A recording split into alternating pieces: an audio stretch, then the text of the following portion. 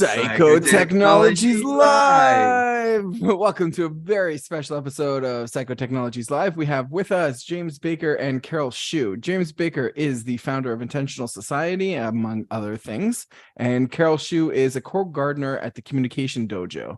I met them through Think Better, which is already just like awesome, and they're building this thing, this course and other things, relational toolkit called Relational Agility. It's a toolkit for freedom and liberation in the workplace. Hopefully we'll get to some, they also come from various communities, so hopefully we'll have time to get to that as well. So the title is How to Stay Sane in the Workplace. I'm very skeptical that this is actually possible, James and Carol. I think you're just telling people the things that they want to hear, and actually anyone that works in a corporate environment will immediately go crazy or slowly go crazy, and there's just no hope. But you are saying something slightly different than that. First, I have some sympathy, absolutely, for that impulse. And I can definitely remember back to many times in my corporate days, and just, oof, you could cut the tension or the toxicity with a knife through the air.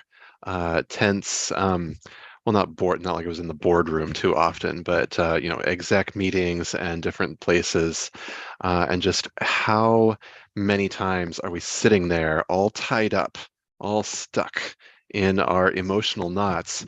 But what do you do in that environment? Do you speak up? Do you say anything? Do you lead with how you're feeling? Yeah. Instead, there's so much about professionalism and professional culture that has us stuffing down or denying or just shoving down like whatever we're feeling, to pretend that we are these logical automatons that are making purely logical and rational decisions about whatever strategic thing or that our team is doing. But we just don't work that way. So yeah, we're looking at and have been exploring ways to be both effective and authentic. Effective and authentic in the workplace. This is not helping your case. This is making me more skeptical that this is a possible, a possibility within reality. But I'm willing to hear you guys out. So, how do you begin to do this? How is this even possible? I don't even know. How would you even get started with this? I mean, I have the question of safety. Absolutely, do I not feel safe in the workplace to tell my boss I'm feeling sad today? This is the workplace is not set up to receive me feeling sad or feeling frustrated. Where do we go from here? Yeah, I can chime in with two things that comes to mind. The first is these days I'm reading, some books on, neurological research about how the brain works. And then kind of one thing that I've learned is that we tend to think we're rational beings who sometimes feel feelings, but based on a lot of neurological research, we're actually feeling beings who sometimes think rationally. So because the anatomy of how the brain works, the prefrontal cortex is the youngest part of the brain that's recently evolved.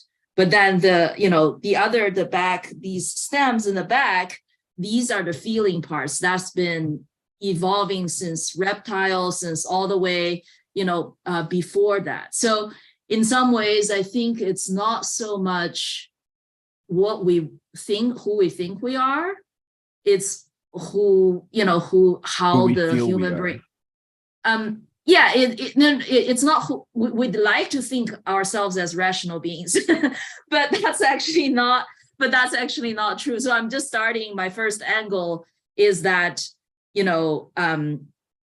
we think we can suppress our feelings and we think we can talk rationally, but oftentimes that backfires, in many organizations and teams. So they think they're trying to suppress their feelings to be efficient, but And at the end of the day, I see so many teams pay the heavy price. Like people, if they can't express how they actually feel, they just leave, or they just get into a fight or flight situation, or they just freeze. Mhm. So there's so much valuable information that comes in the forms of feelings that we're actually stifling, that can actually if we're stifling our feelings, we're also stifling business opportunities, potential clients, potential revenue possibilities. And so that's just one angle in terms of the human, the brain anatomy, that we are actually feeling beings, that and then some, and feeling beings that thinks, not thinking beings that feels. So there's a big difference. You're like reorienting the perspective, where like normally we're coming in and saying, oh, like, okay, you're here, like you're a person that thinks, and like you got these other like things that we call feelings, and like those are not for the workplace. And you're coming around, you're saying like, no, actually, like if you look at the mechanism of biology and the mechanism of our brain and our brain body relationship and the mechanism of our evolutionary history, actually what's going on is that we're feeling creatures. And for most of our evolutionary history, we've been feeling creature. And it's like very recently that we've actually been able to develop a prefrontal cortex. And the fact that the businesses, they're relying on the prefrontal cortex and they're suppressing the, I guess what you're calling like brainstem or like limbic system, or so the rest of your neural anatomy, it's actually harming the organization. It's harming client relationships. It's harming other revenue opportunities. And so I guess what you're trying to do is you're trying to, I guess, leverage this. I don't think like you're really like, oh, we should feel so that we can make more money. I feel like you're coming from this perspective of like, hey, corporations, I'm going to talk to you in the language, like mimetic mediation, almost like corporations, you speak the language of money. And so I'm going to talk to you in the language of money and explain how you can make more money if you stop, repressing your workers and let them actually, be the apex predators that I know they can be. Yeah, I wouldn't know how to say whether the direct or indirect benefits are going to add up to more, but the word leverage that you used there, I think is a good word, especially for businesses, and points at the psychotechnology frame here is that there's a lot of wisdom in our gut. There's a lot of wisdom in our intuition or the more subtle senses that you get a weird feeling, you get a bit of an off vibe about something that's going on. Oftentimes we can't logically put our finger on it and just spew out the words of like, oh, here's the rational logical reason why I'm suddenly feeling weird. But if you can receive that as data, as input, to that process, well, then suddenly you're incorporating another stream of knowledge and of wisdom even that can fold into what's going on in your business. Okay, so how does this go down? You get 7 people in a room. How many do you get in a room? Let's say my business hires you. How many people do you talk to at once? Yeah, like how does this work? Yeah. Or maybe we're jumping steps a bit. Maybe like it's a little farther. We're not we're not consultants together. We don't have a habit of walking into businesses in particular rooms. This is wrong. Throw that out. But but what really is the story is that we've come together over the last couple of years, participating and leading in our respective communities and practicing relational technologies, relational practices, communication practices. And so, to address the okay, I couldn't, how would I do this with my boss? Or the workplace feels very unsafe. I'm like, yeah, it is one of the most risky and unsafe environments. So maybe come practice it here first. And we've had these groups meeting together and practicing together, and it's kind of like isolation practice, muscles in the gym. You don't go out and just run a marathon or, do an Ironman or whatever. You start out with specific muscles in isolation. You learn how they feel. You learn how they go. You get comfortable with them. Then you put more together. And then you go out and you start trying to do that, in more integrated contexts. Right. So Yeah. you have this thing called the communications dojo, right? That you invite people to this, the gym, right? The gym of emotional exercises, I hope. Is that right? Yeah, so it's both in Communication Dojo. We have 3 different types of practices going on a weekly, bi-weekly basis. And then there's also practices in Intentional Society. That's where James, this is a community that James founded. And then just to say the thing about going into a company, I'm actually a co-founder of a collective called The Present of Work, and we are consultants and coaches, and we will go to companies and kind of help teams to better communicate and better build deeper relationships, more effective relationships. But we don't have to go there. Maybe if we have time, we can do that later. But just to say that we have different types of containers. Some are just one workshop that's 90 minutes to kind of like give you a taster, to all the way ongoing, weekly, bi-weekly practice spaces. Whenever you want, you can show up for years and years. So there are different types of containers, and then also the learning containers inside of an organization for like 2 months or 3 months, a cohort. So we have different types of containers to help people build these relational muscles. Yeah, that's awesome. Like, I definitely think this is something that's missing in the world. Like, we have gyms for our bodies, which is very important. But, like I started like back in the day with more like the rationality. And so we'd like be into like the rationality dojos.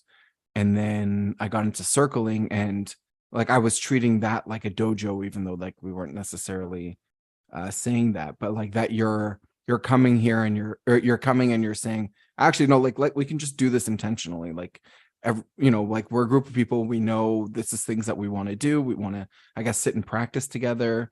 We want to, and then, offering that to the outside world as well. So you're having other people come in, who are maybe more newer to these practices and, could use like an experienced, I don't know, I guess gardener, or like mentor maybe, or coach or something. I don't know how you guys exactly frame that, but like someone there with the experience to help people on board and through their journey.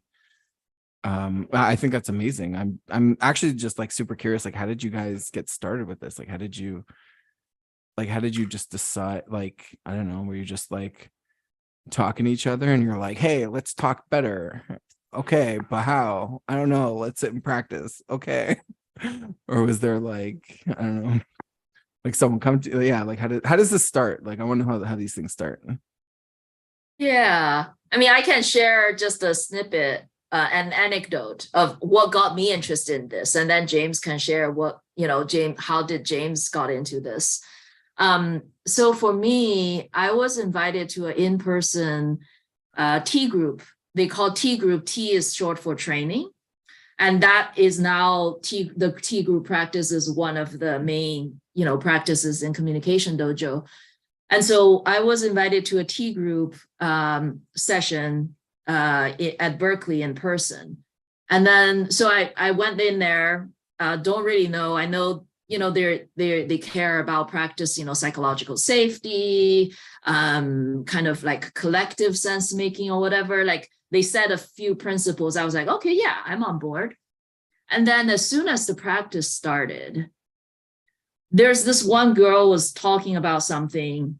She felt like some tension that she's feeling, maybe with her boyfriend or something. And then this other man started to speak. And then he's like, Heather, when I heard you say that, this tension with men, I just feel this guilt. I feel this guilt in my gut. And I feel this ickiness or something. Like when he said that, I only realized, oh wow, he's naming some of the feelings that I was having. It was emerging in me, but I didn't even notice. It was really subtle. But then he has the gut and also the sensitivity to name it before I realized I had the feeling. And I was like, who are these men? It's not just him. And then this other guy also picked up the thread and then started saying, something that, like something that, oh, now that I hear you say this, I feel closer to you because I was also feeling this.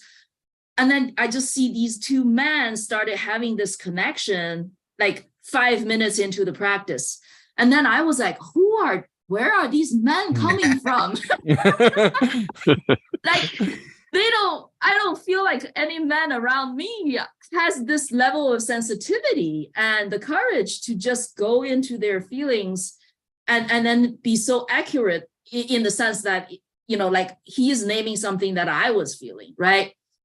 So that to me, that was just a kind of a new door of possibility to me, not just for men, for women, for anybody. That's how I got really interested in T group. And then me and another collaborator were like, hey, people just only go to T group workshops and there's some practice here and there. A lot of them are in person. Why don't we just start a online dojo for us to practice? And not just this particular methodology. There's nonviolent communication, there's BOEM dialogue, there's circling, authentic relating. Let's just have a community of intentional practice. So that's how I started. Wow. So you have this like initial like blown away of like, holy, like how could these people exist? And then like, hey, I want to do that. And why can't I be one of those people? Like, let's just grind this out. Yeah. That's awesome. I think that's great. I want to go for James's origin story. Sure. He has one. Yeah, I can not a single vivid moment, but I can remember similar kind of jaw drop and feeling. I think walking into the Authentic Seattle, the local circling meetup group in Seattle here, and this was maybe 2017 or so, and yeah, kind of being stunned at the authenticity and the expression and the processing and the integration that was going on there in that kind of space.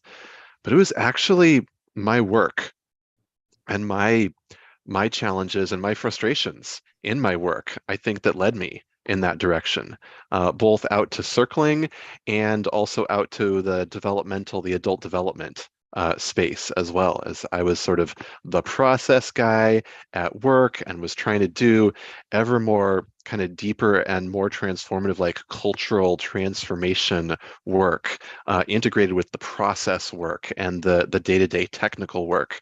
I like to say that I fell out the bottom of the tech stack into the human stack underneath the technology, because as I kept solving bigger and bigger problems, more and more they weren't technical. They were all human, adaptive, complex system problems. And so that was what led me to branching out into the psychological and the developmental spaces.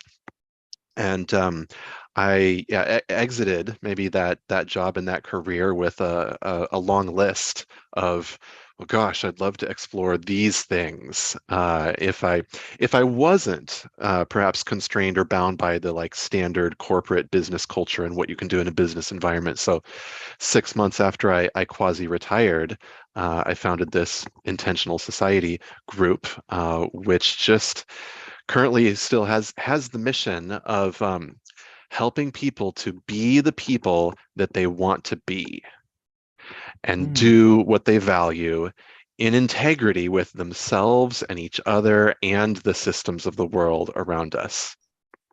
And it's a moving target. Who do you want to be? And as you grow and as you develop, as you change, who you even want to be shifts as more comes over the horizon. But that's the community-based approach, the playground and the sandbox, where we practice and experiment with as many psychotechnologies and relational practice modalities as we can get our hands on. That sounds amazing. That's so cool. Yeah, and then James and I met probably 2+ years ago, and then we've been practicing both, sometimes in communication dojo together, sometimes in intentional society together, sometimes in a third place, and then we decided to, because there are so many people ask us how do I actually apply these relational technologies, relational skills in my work. And then that's why we decided to create this course, this cohort-based course on relational agility to really kind of like, we really feel this is a larger movement that is bigger than any of us, to offer new tools in the workplace, to offer new tools in people's lives. So, for example, 2 senior professors or lecturers from Stanford Business School, they just published a book called Connect: How to Build Exceptional Relationships in life and at work. And so I think we are among a kind of growing movement that really offers new possibilities, both at work and in life. Yeah. I mean, like, yeah, like that's so cool. Like that connection that you have where you're just like doing this stuff because, you're called to it, or because you want to, or like no reason. You're just like, yes, obviously I'm going to do this. And then, you just keep doing it. And it seems like, and then people are like asking you for help. And then, so you essentially, like, this is the way I'm seeing it, at least, like, so you put together this framework for just like, okay, like, yeah, here's how you do it. And then, stamping like a little stamp on it, calling it relational agility. But it's like coming from this source of like like aliveness in yourself and what you're wanting, the way you're wanting to live your life. And I think that's like, to me, that is like the opposite of corporate stuff, which is like part of the reason I'm so skeptical at the beginning, because I think like there is, like, you are right, like in the sense of like we have this whole evolutionary history, and then people think like, oh yeah, we used to be animals, but that was like before corporations existed, and now we're just like corporate entities. Now we're better. Wait. yeah, like the next stage of evolution for humans is to be like worker drones, and which is like the opposite of all this aliveness. And so you're coming with this aliveness of like how to be alive in these environments. Like it's it is like it's very much like evoking this like wisdom, passing off, like the shamanic, or like this more like tribal of like no, remember, we're here to survive, like we got to survive and stuff, and like, yeah, we got to like deal with the like the economics of being alive, but like still like keeping that life and keeping, I guess, our values and our spirit and what it means to be human.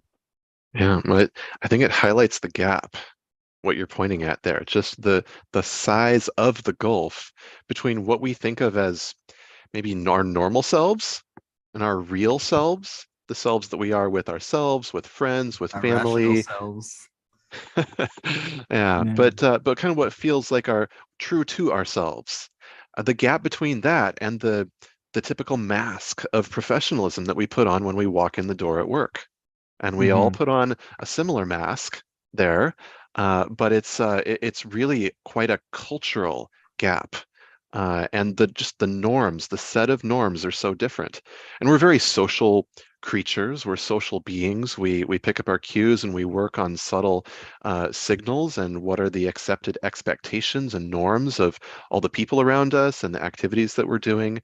And so this is the gap then that I think people and that we are curious about is how do you take even these practices or these authenticity or these relational or communication practices, and how do we bring them into that other environment that feels so different and so Yeah. foreign in a way, and bridging that gap. Frankly, it's a big gap to jump, but we're excited to play with people and to practice with people and do simulations with people in this course, I think, and Oh, you guys do simulations. really try to do some integrative work to help to bridge that gap. Yeah, that sounds like you're taking it seriously. Like you're doing the thing, like there's this like aliveness, and then there's like the journey of the practice, and now like the things that you're bringing, like that you're sharing now with me are like simulations. Like this is how like armies work, right? Like I like to think of armies as like just they're running a thing that- drill sort of thing. Yeah. Like I like to think of like when people are like taking stuff seriously, like there's certain organizations that like really need to be like it's life and death if they get it right or wrong. So like essentially like police, ambulance, fire, military. And they have this, like, they don't need to be fancy or creative. They just need to do their job, but they need to actually, like, the people actually need to have the knowledge on the ground in the situation. And so there is something like in the woo world that often people don't bridge that gap, where it's like, oh, we're going to hang out and be fun and creative. But like when your guys are talking like simulations, it's like, yeah, so we can go through and we can do all this stuff, and then we're going to test it. We're going to see, does this actually work? Can you actually execute it? Which I absolutely like. I love that. Like it's like reifying, or it's bringing it down from the ideals into like an actual like tangible, like real life, and like what you're saying, like integrated experience. What do those simulations look like? Like what do like Is there something Yeah. we can do now as well? yeah, is there like maybe a little taste you can share with us? Yeah, so another word that we use, I guess, in our course description webpage is role play. So it's basically we designed the course such that we have 3 main skills and then for each skill there's a unit of three weeks. And so, the first week we're gonna kind of like introduce the skill and then have people practice it within this safe container. And then the second week, we ask people to actually really be observant and mindful when they go to work. And then to really note down some of the challenges, like, in order to use this skill,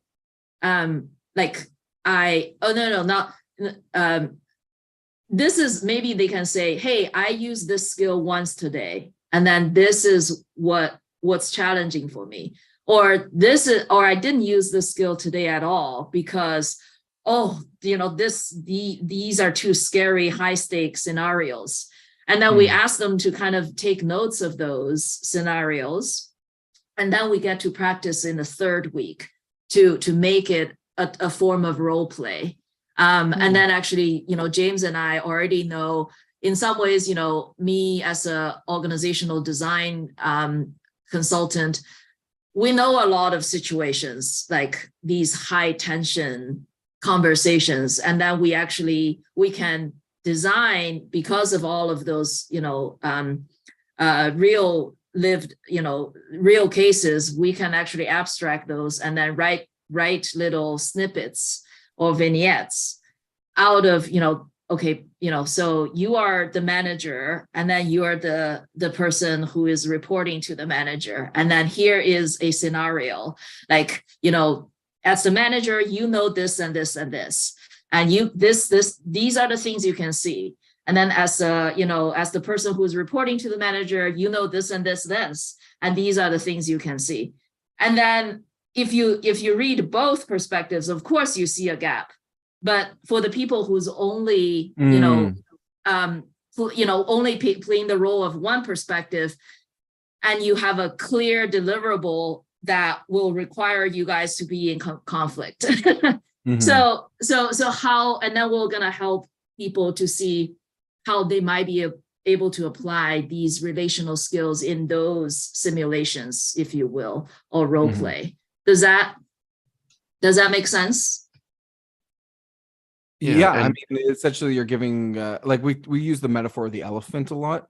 So there's like reality is this elephant, and they're touching different parts of it, and you're essentially like just doing that. You're like, okay, you got this part, now go. mhm. Yeah, and we'll be collecting and riffing on the real world examples that people in the course will be bringing in to it from their lives, and that's like the best stuff to practice with. But I think what this points at is that it's not a matter of kind of having intellectual propositional knowledge in your head. You kind of can't think your way to feeling better or to feeling more comfortable or more at ease or spacious in a given situation. If you try to do it all in your head, what you'll end up doing is tying yourself in knots in your head, and your brain just doesn't have the horsepower to do it all logic wise. But you got to kind of be in touch with the rest of your system. And so to do that, it's a very embodied and participatory kind of learning experience, which is why, as Carol was describing, it's so practice oriented here, that it's not going to be, we're kind of trying to pull out all the stops, all of the best practices in terms of how do we do it and practice it and live it and be it, and not just teach it or talk about it. Okay, so that's cool. What's the answer? Yeah. Well, and the answer, I mean, there's in some way there's the Tao that can be named and spoken is not the true Tao, and so any answer that I just give you as a snippet here is kind of is incomplete and is lacking. But that was a very very wise response. I like it. I feel like maybe it's time for an example. Yeah, let's do it. Yeah, like any of you or me, like, is there any kind of salient tension at work? So I have one that kind of popped into my mind. It's not a work one, but I'm friends with a whole bunch of people who run groups, and occasionally they're like open public groups. It's on a specific subtopic, but they're open public groups. And occasionally someone will show up in the group who doesn't fit. And there's this ongoing conversation, because it's a group of organizers of different local groups, of what do we do? Do we kick the person out? Do we say, you're not wanted here, like, be gone, vampire? Do we say, hey, if you want to be here, you need to be friendlier? Like, what exactly, how do we navigate this terrain of a person who doesn't seem to fit here? And I'm giving my like best advice, and it's still like, sometimes it's just really difficult at the end. Yeah, I think that's a great example. What tools would you offer to someone who is the organizer of the group, going like, help, a weirdo showed up, or a person who doesn't necessarily belong showed up at my group? Yeah, let's see if we can dig into this a little bit. And we're doing this live. Carol, we don't have a plan, but so jump in and we'll see how we can pull this apart here for this format. But first I just want to like kind of step into and imagine into, okay, you've got this person, and maybe they're talking too much and they're clueless about that everybody else is rolling their eyes, or there's some other way they don't fit, and you're feeling that tension in the group. Maybe the naive way that we might be caught up inside of that is like, oh, this person is ruining the group, and oh, there's something, they're damaging something. How do I, like, oh, do I get into a conflict here? Is this the place to call them out, or do I do this on the side separately, or how do I deal with this? And the first step of getting outside of, from the outside inside terminology here I'm using is kind of, maybe that's adult development language, subject object language. Are you subject to something? Are you sort of lost inside of something? Or is it an object? Do you have that emotion, or does it have you? And if you can get yourself the distance to notice, oh, I'm having a reaction right now. Oh, I am noticing that I don't like this person or what this person is doing in this group. Getting the self-awareness to notice that, like, that's the first step. And indeed, like, that's almost like the whole of the first unit, and the first skill that we want to point at is gaining greater self-awareness, greater sensitivity to what's going on in your own kind of body-mind system, and being able to notice those things so we don't get swept away in them as much, and so that we can decide more consciously what we want to do with those. Right. So it's kind of like, am I taking this personally? Someone showed up, they're really loud. I had this happen 2 weeks ago at a group. They are 50% of the entire conversation. There are 20 people here, right? And like, am I myself finding the frustration appearing in me? I'm like, I'm getting really annoyed. I'm getting, as the host, obviously. Am I getting annoyed, or is it like, I can tell a lot of people are annoyed, and there's this one very talkative person. I can stay calm with it, but there is annoyance coming up. That's more of a like safer distance from. Right, because if we're inside of something, it's gonna leak out of us. Your annoyance is gonna start to, like, you're gonna start to roll your eyes, or you're gonna, you're gonna start sending body language, or physical signals of like, oof. You might recoil a little bit when that person starts talking again, and it's there, it's present, it's leaking out of you. But if you don't know what to do with it, that's exactly like kind of that bottled, stopped up energy just sort of spilling out in all directions. But there are layers to noticing, and one layer is you might conceivably, not necessarily recommendedly, but you might say something like, I notice that I'm really annoyed that you talk a lot. And then that's like, okay, that's one step, that's one layer of like noticing there. But you might go even further and notice like, oh, okay, I notice that I'm annoyed. What value am I protecting? Can I notice that? What is that connected to? And from there, you might take another step into something in that room, in that time, of saying something like, thanks, but I do value hearing from everyone in this room. So if we can give space to this person and this person over here, you might, a more recognizable kind of facilitator move there. It would be the move that you can make. And finally, there's a space that you can gain from defusing from that feeling that you might originally be caught up in, that you can just almost befriend. You can befriend the feeling, so to speak. I don't know if we'll use that language precisely or not. Can sound pretty squishy there, but treating that feeling coming up as a protector, maybe in the sense of IFS, internal family systems protectors, if anybody's familiar with that.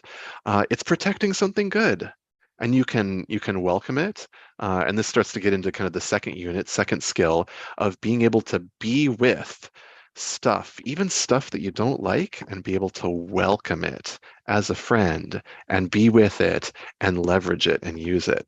So I'll stop because I'm not sure if I'm rambling too far here. Oh, you've become. You're the guest. You're allowed to ramble. That's why he's embodying the person in the group that never stops talking, so that we can practice. Well, how do I tell him this?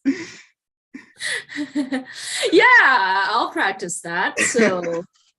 So hearing you speak, James, I did notice that my mind start to wander off a little bit, and I start to check Daniel's facial expression. I have a story that maybe he also feels a little checked out, because maybe I was feeling that it's a little bit heady, like conceptual. So I think that might be my reason for, my mind wandering a little. But then I also agree with the steps that you named, James. I'm just wondering if the listener can connect with those steps. And as well as you do. Yeah. And hearing you say that, I feel some resonance and recognition in that, and thinking to myself, yeah, I do have this story in the back of my mind that like, ooh, am I performing right now? And am I getting into trying to look good and string all my words together so I come off as if I'm smart and polished and know everything? And so, yeah, I'll confess that was there for me too. So I'm glad to have that named.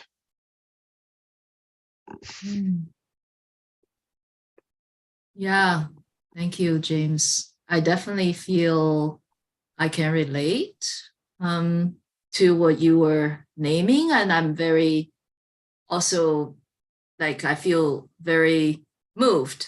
My story is that I sense humility, I sense self-awareness in you. That helps me to see the part of me that wants to perform, that wants to sound smart. Yeah. Noticing Daniel's expression a second ago, I had a story pop into my head that he was entertained by our new mode that we'd slipped into, and kind of want to check in and see what's your experience like right now. I feel very happy, and like I feel delighted is the word I would like to use. The spontaneous circling in middle of something else is I experience delight just being there. Like the image that comes to mind is like a deer in the city. Like I'm just walking down the street one day and I see a deer, and like I get very excited, and also like repressing the startle reflex. I don't startle it and like destroy something fragile that's also beautiful. Scare it away. Yeah, I mean, in some ways, what we just did is about work, because in some ways, James and I are here to promote. In some, part of the reason we're here is to promote this specific kind of offering that we want to share. So it is about work, and I think to allow people to have the skills to share different, like James probably think that, talking about our work this way is effective. And then I get to share, actually hearing you talk, James, I actually feel this other things, and that might not be as effective. Like we now have tools to help us really share the deeper difference. It's not just about our personal life, our emotions at work. It's very tightly related to what we think is effective, to get work done. What we think is that you're doing. Yeah, exactly. What we think is effective strategy for our company. So those things will elicit lots of emotions. And if we just suppress them, we're suppressing so much valuable things for, for a company, a team. These days people want to say, diversity creates, better companies, and it's shown in all these statistics and research. But if you have diversity, but you don't know how to actually harvest from the diversity and integrate the diversity and create an environment for people to be able to share diverse information, then what's the point of having diversity? So yeah, because if we're in a corporate culture where if Carol says something like, Hey James, I hear you rambling on and on, and I worry that you're losing our audience. Like if saying that would cause me to, in that corporate culture, to lose face, Yeah. and to be a like destructive faux pas or a no in that environment, like well, she's not going to say that in a team meeting or in front of our boss or our boss's boss in a meeting, something like that. But how many work cultures are like that? 99.9%.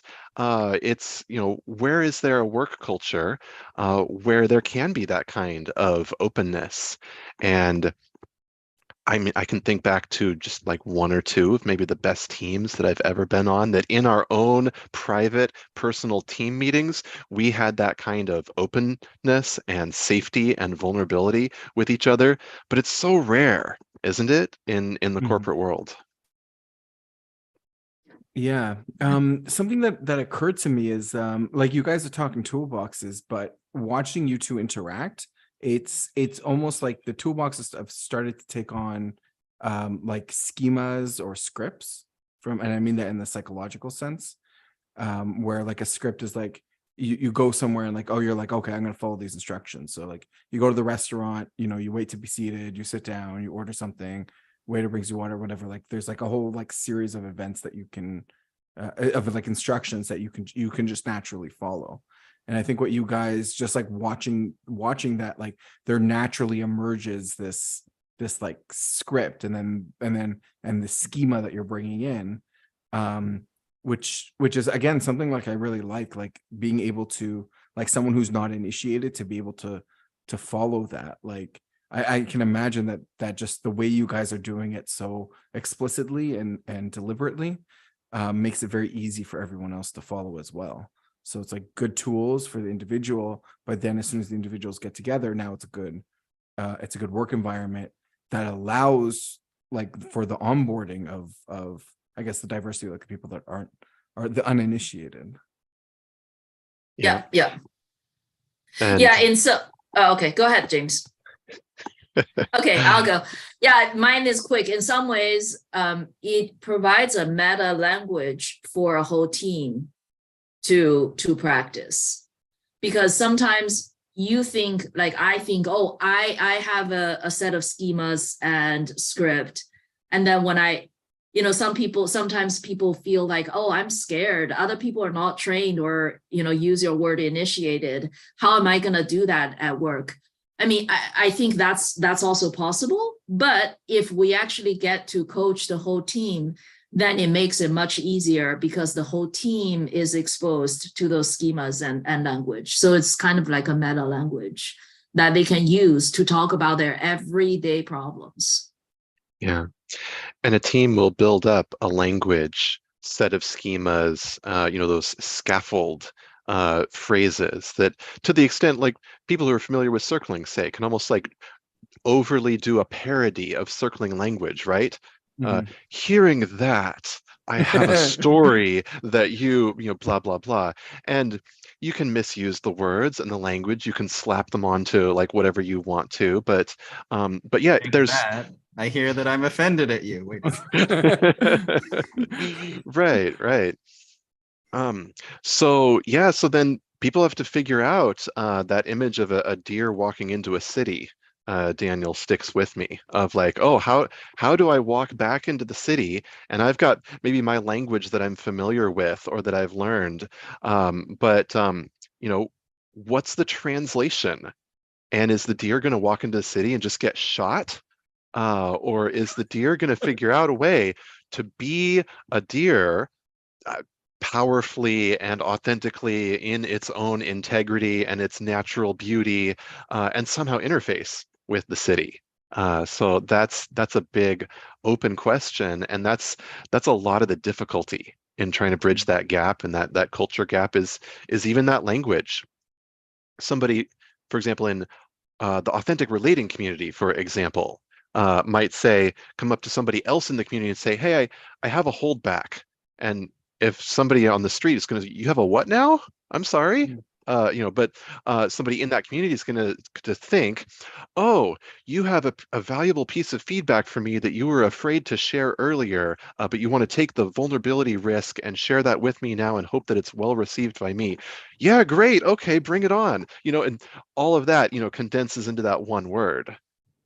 So that is some of the difficulty of how do you translate back into normal language and everyday, and people who don't have the same schemas and the same background, imbuings into those words that you do. How do you translate it? So that feels still like alive and at the edge, and is something that we'll be exploring and refining, and I think innovating and continuing to develop as we go through this. That's beautiful. Yeah. Like that I think is like the work that needs to be done is like the exact thing that you just said. Yeah. And also I think one thing is that maybe our stereotype about the workplace is, oh, you cannot bring personal emotions in, but like everybody want you to be happy, like to at least like show that you're happy. Like your boss want you to be on board of his or her or their plans.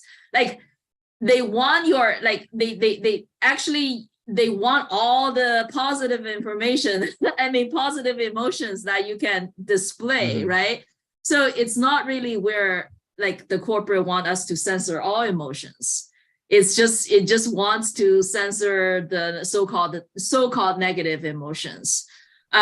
But so one way to actually, start a little movement within is that we can start with expressing more positive, genuine emotions at work, right? Like if there's genuine appreciation, we can start there, so that to get people used to, okay, I'm going to express a feeling now. And so that people are not scared about expressing feelings. So there's many creative ways to introduce this movement, this larger movement at the workplace. So we're gonna, in the course, we're gonna basically swap notes and then try things that worked for different people. Yeah. I love that that you just had of like the share gratitude, because it's like that's like a very like that kind of like works very well with like the corporate culture of like, oh, I like the work that you did. Right. And then there's sort of this acknowledgement of like, oh, we're all here to work, but also we have emotions.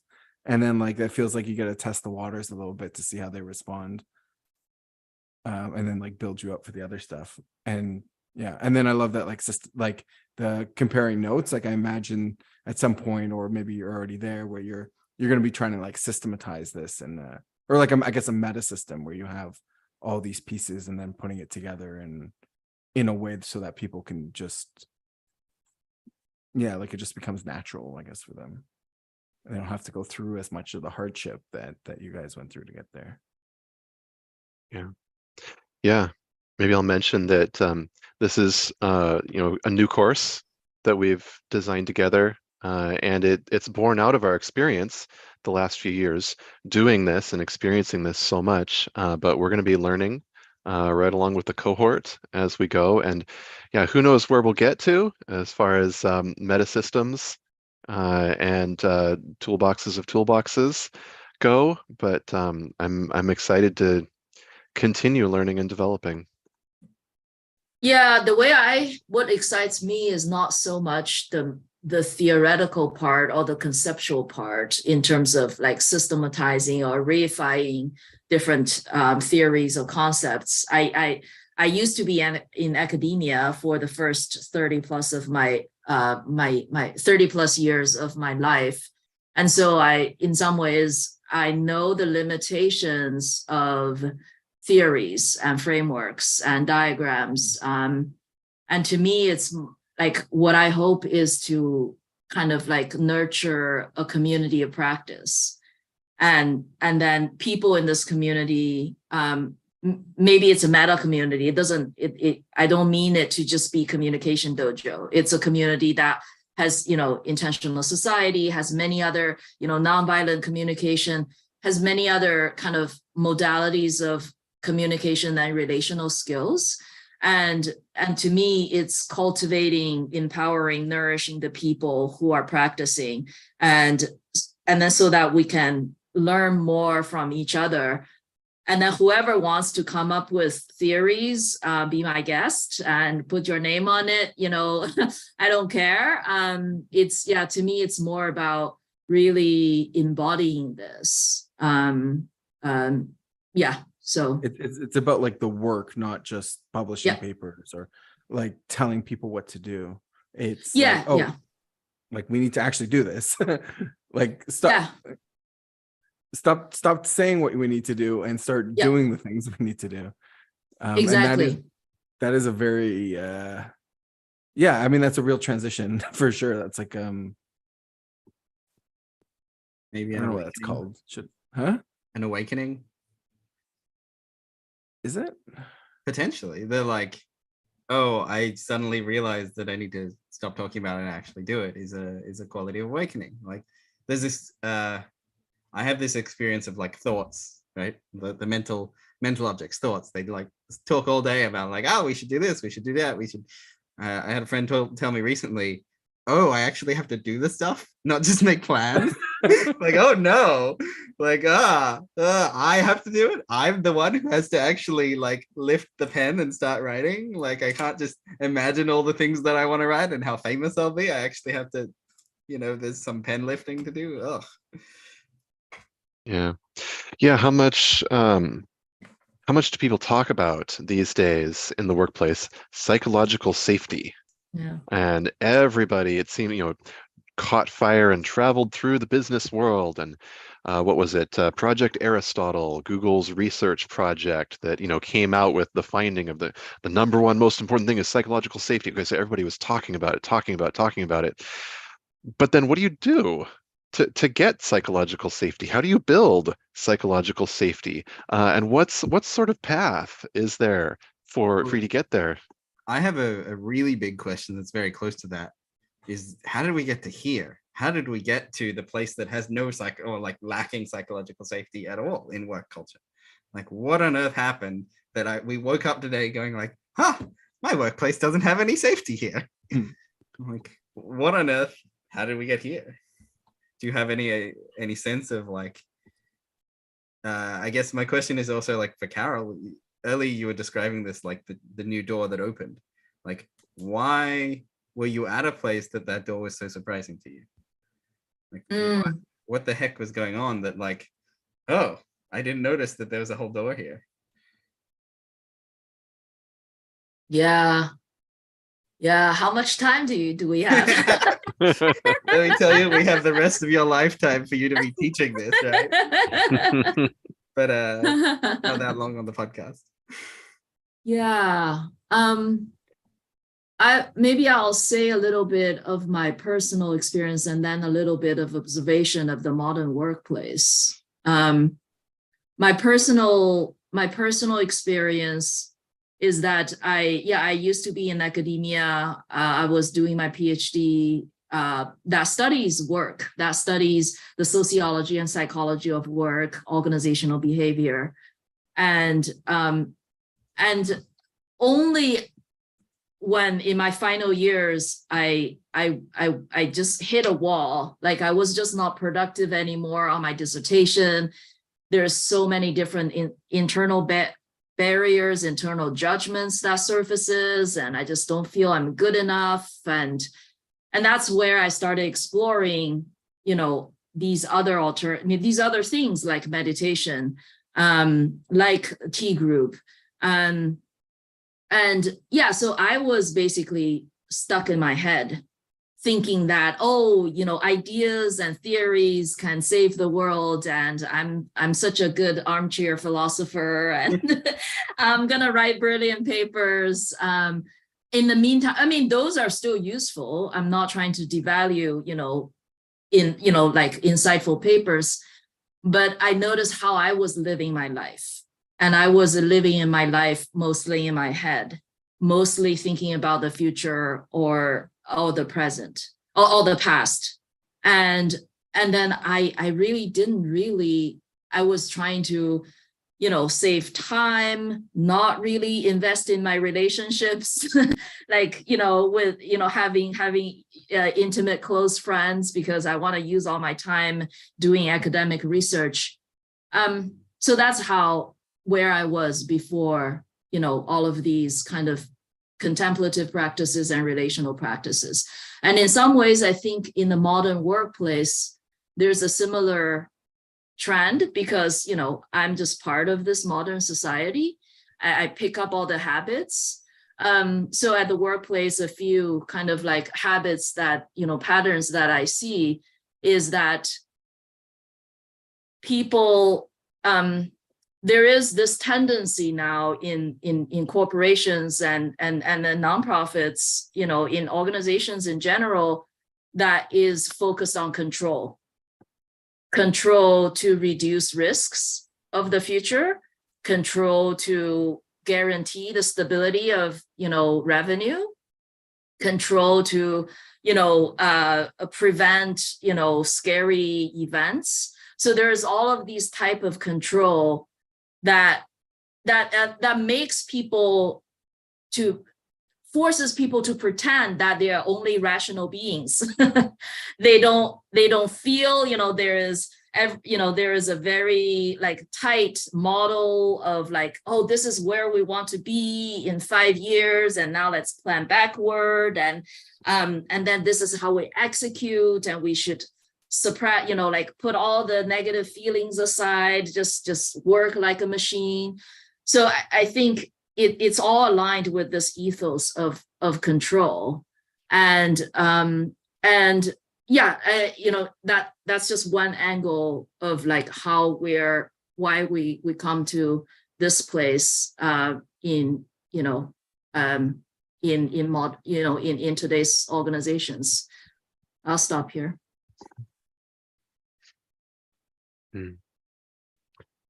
Yeah, and I'll maybe just throw an inverted frame out there as well, toward kind of the question of like, well, why is everything this bad? How did we get this screwed up? And kind of say, same as it ever was, going back to nature red in tooth and claw, to building civilizations for the first time, through the societal and cultural evolution, through the layers of armies and churches and institutions and corporations, and in a sense we're maybe reaching higher and higher on kind of Maslow's hierarchy of needs, or whatever extra pyramids you put on top of that pyramid, but things maybe are evolving and getting better and better, in a sense, such that we can now shoot for the luxury of spending more and more of our time in spaces that are relaxed, psychologically safe, trusted zones where we can do our best work, and be productive in that way. But then also, I mean, our solutions to problems, as we look at modern mechanistic society, and all of the ripple effects on the earth, and we keep creating bigger problems, and our solutions create even bigger problems, and then we try to solve those. We create even bigger problems as we go, and so there's also a sense in which we're maybe desperately trying to keep up with our own scale, the scale of our own problems, and can we rise to the challenge of being people that are big enough and spacious enough and have high enough capacity to put it all together, and not just run away and hide, but to rise to meet those challenges. So I'll stop before I get too grand there, but some really big arcs, I think, in response to that really big question. Good, great, amazing. Yeah, I think the grandness is part of, like, I think we've lost some of that, where there is a place for grandness, and like that we're masters of the universe and kind of stuff, and which you kind of have to like leave behind, and you can't bring into the corporate world unless your ambition is to like do something corporate friendly, which is like I guess backstab people or something. I don't really know what's like Or corporate if friendly. you're the with that. CEO, you can have the vision, but no one else is underneath me as allowed Right. that vision. I haven't got time for that. Then I'll have to listen to all these people's visions, and people have terrible ideas. I need to Right, control like them better control. and keep them as like worker drones so that they do what I say. Something like that.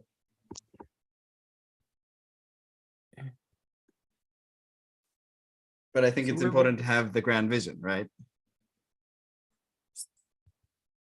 Yeah. I lost him. I lost Daniel. No, 1 second. You interrupted. I had a thing. I was gonna say like so like where does that leave us now? Like where are we currently? As a society,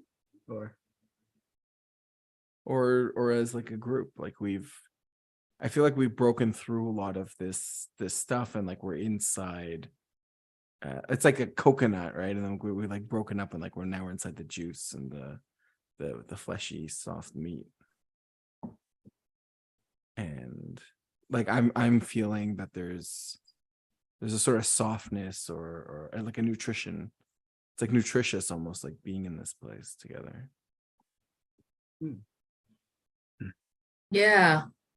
I'll just say I'm sensing into my body right now. I feel warmth for sure, like on my face, in the central kind of front of my body.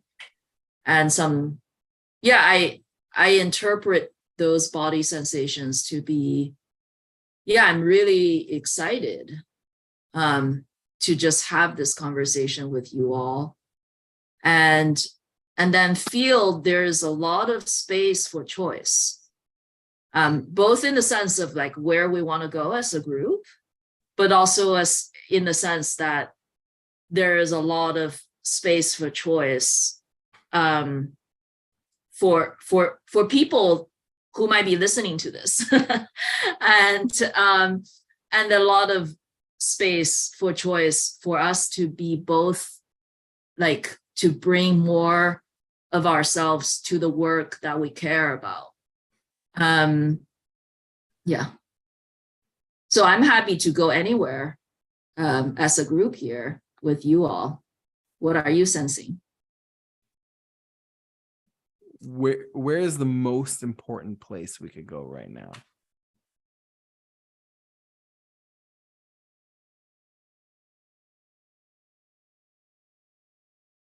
So tempted to say something like right here, right now. There's no place else to be, or something.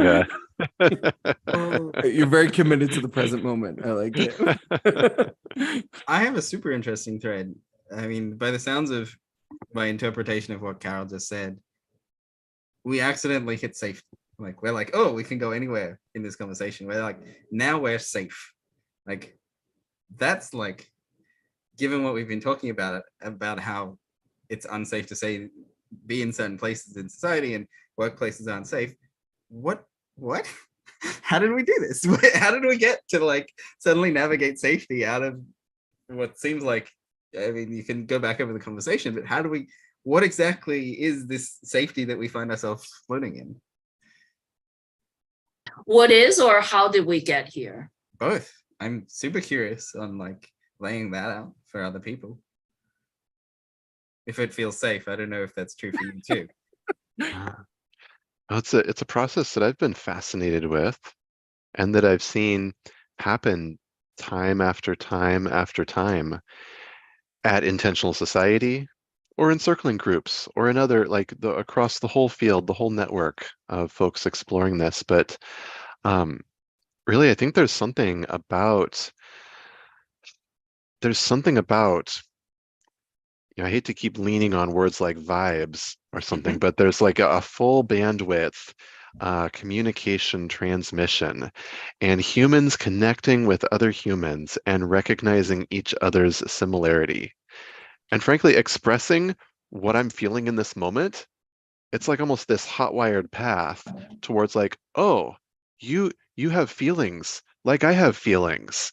Oh, we are similar in that way, and a human to human kind of directness to that type of connection where there are modalities where if you start there, you can start there and you can make a profound connection with someone without knowing their politics, their background, anything. You might be so different from them on any number of other axes, but if you start with that human to human connection on the experiential and emotional and communication level, I find that that is such a great cultural base and a base of trust and connection, the trust dance, as Malcolm likes to say, that you can have a lot more success going almost anywhere from that base than if you try to start there and approach each other from, oh, we're going to have a red versus blue political,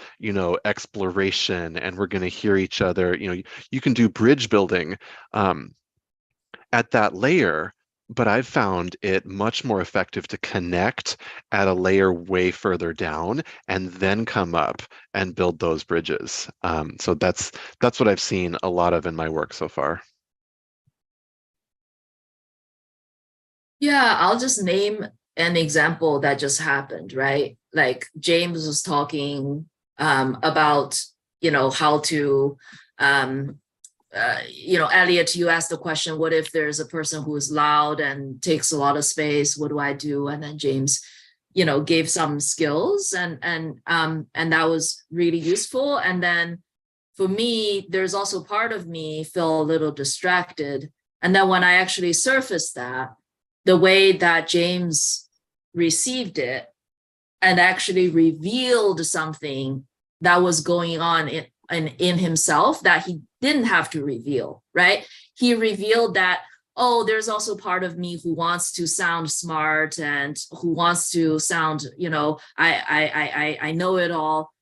Like when I hear his revelation, it really helped me to find the humanity in him. And then,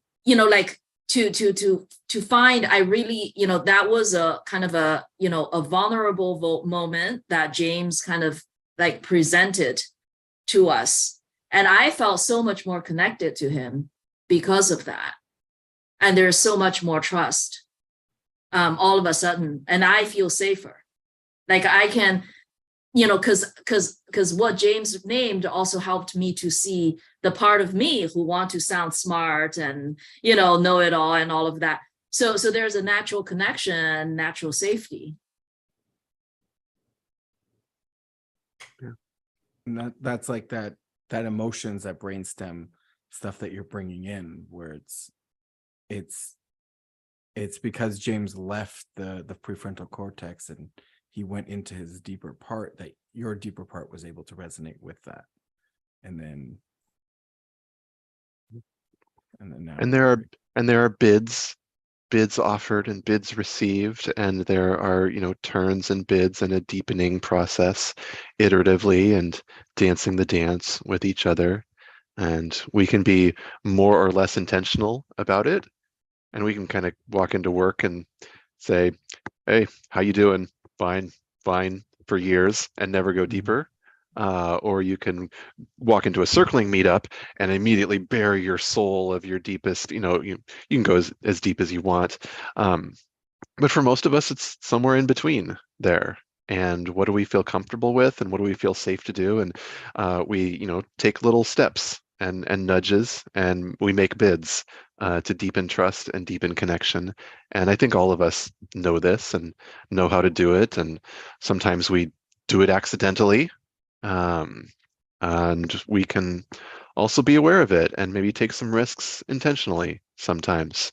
How many of us have heard, the how to be a psychologically safe leader guide say something like, leader, go first, volunteer something vulnerable to open up the space, and then other people might feel safe enough to reveal something about themselves. We know some things about how to do this, but it can also be a tricky dance. Yeah, like we spend a third of our life, maybe more, maybe less, at the workplace. If we just if we actually take some risks, we might actually form some really lasting, exceptional relationships with people at work.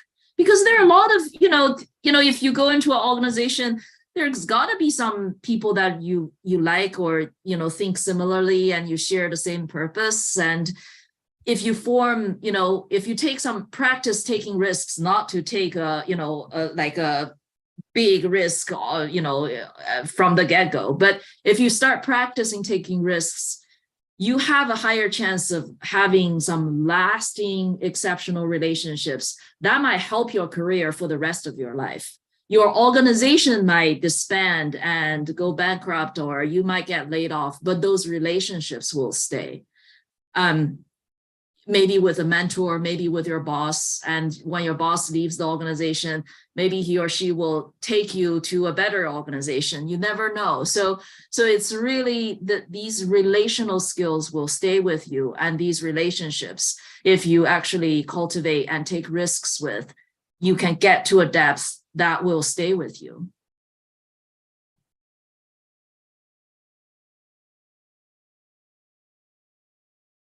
Tempted to just reflect on the answer that I heard in safety, which I kind of interpreted from all of the answers that came through, was something like seeing ourselves or other people more clearly with more sensitivity and finding them acceptable.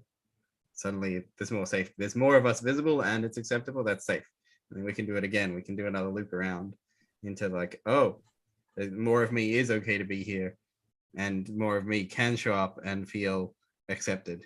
And there's another loop deeper and deeper and deeper into hopefully and then aligned organization. Sorry, did you say? Hopefully a more aligned workplace, more aligned organization with its workers. Yeah, and I think another part of safety is this capacity, both at the individual and the collective level, to know how to deal with conflicts when it arises. So a psychologically safe place doesn't mean there's no conflicts. There has to be.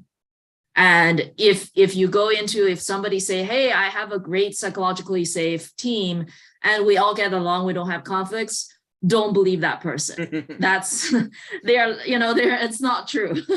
There's got to be some self-deception there. So it's really about, how do we cultivate a capacity of dealing with conflicts when it arises. And then, so that's where James was talking about the welcoming part, is the welcoming the difficult feelings. Like I actually felt really offended, by what you said, for example, Daniel, example, right? No. I'm so sorry. Yeah. See, no, I'm not sorry. It's part of the podcast. Yeah. Yeah. No. I'm giving an example as to how to actually allow and help a person to express some of these really difficult feelings and to hold it. So that, Daniel, you don't have to jump into apology. We can actually collectively hold these difficult, conflicting feelings. And I want to practice naming it, but I don't want you to, or anybody to rescue me. I don't want you to apologize, right away, because maybe you and I, if we look deeper, we realize some bigger insight that is really not about, I'm the victim and you're the perpetrator. So to me, that's also another really important source for psychological safety, is how to deal with and hold and process conflict. Yeah, you're like holding the tension versus immediately needing to dissipate it. Yeah. It's not like trying to jump to a solution, trying to pick a side. I'm on Carol's side. Oh no, I'm on Daniel's side. Yeah, and then that goes to what Elliot was saying, that these community organizers, they're like, oh, this person is a jerk, and what do we do? People tend to jump to a solution, we either kick him out or her out, or we just tolerate and People tend to jump into a solution, and to me, that's not psychologically safe, or that doesn't cultivate like a capacity for psychological safety. Mm-hmm.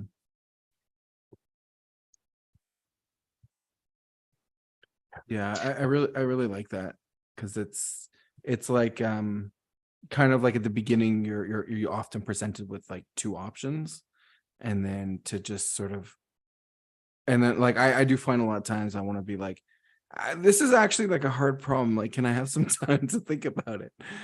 And then like as I'm like processing it, it becomes much more nuanced or alive, or I realize like actually there's all these things that are emotion, and if we kind of just sit with the tension for a while, then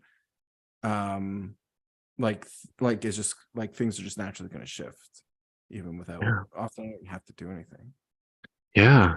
Yeah, and I'll sort of add on to that as one develops the skill of welcoming even negative valenced or difficult emotions and being with them, the boundary of what we define as conflict actually starts to shift and starts to move. And things that we would formerly think, oh, now we're in a conflict. Now we have to de-escalate, defuse, resolve the conflict.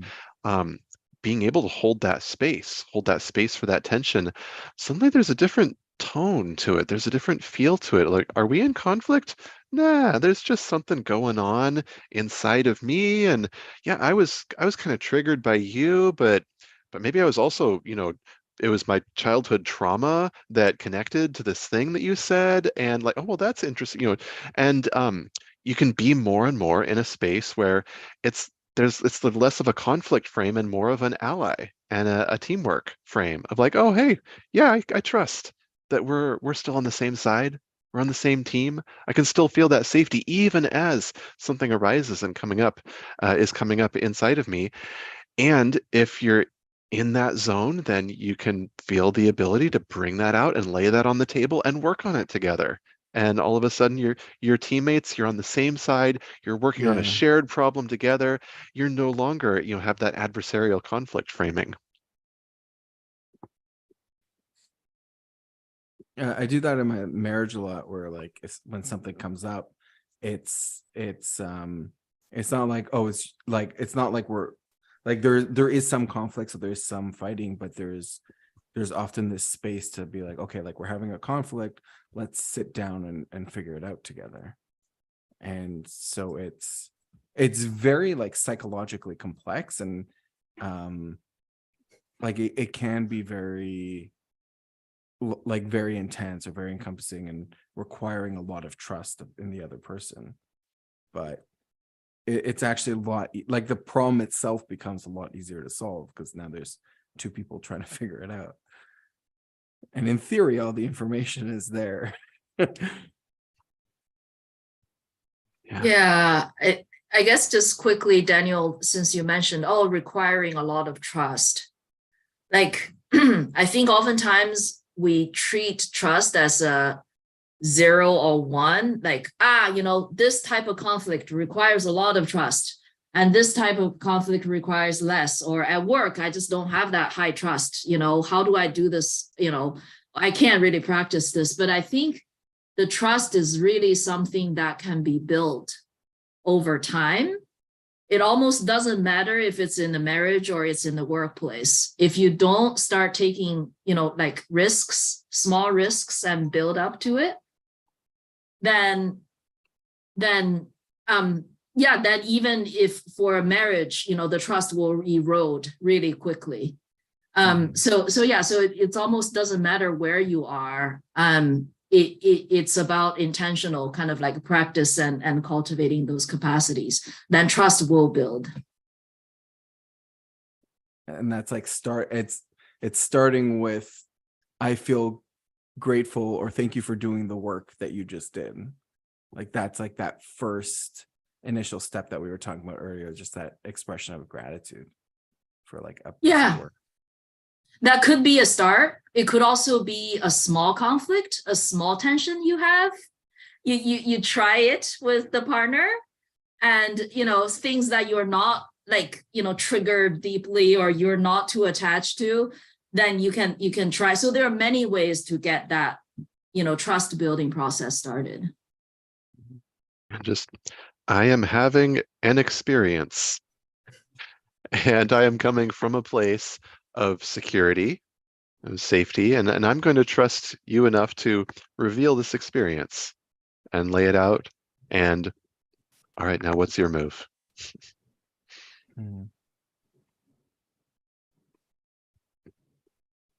Psychotechnologies Live.